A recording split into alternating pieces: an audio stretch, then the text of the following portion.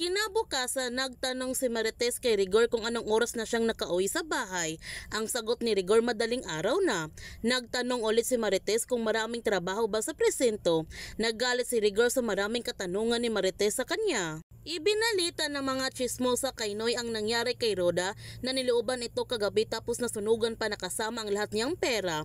Sobrang nagulat naman si Noy sa kanyang nalaman. At nung nakasalubong niya si Roda sa daan, pinagsabihan niya ito na isang karma na ang nangyari sa kanya dahil pinagbibintangan niya si Tanggol na ito ang sumaksak sa kanya at nagnakaw. Gayon pa man, sa pagbabalik ni Labong sa kulungan, pinagalitan sila ng gusto ni Chief Espinas nung sumablay na naman sila sa kanilang misyon.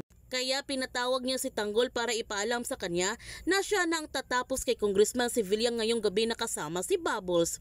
Sobrang kinakabahan naman si Tanggol dahil hindi naman siya pumapatay ng isang tao nang walang kasalanan sa kanya. Ang sabi ni Bubbles, sa umpisa lang yan at hanggang masanay na siya.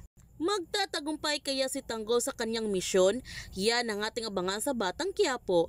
Kung bago ka pa channel ko, don't forget to like, subscribe, ang click notification bell para palagi kang updated sa mga videos upload ko. Thank you for watching and God bless to everyone.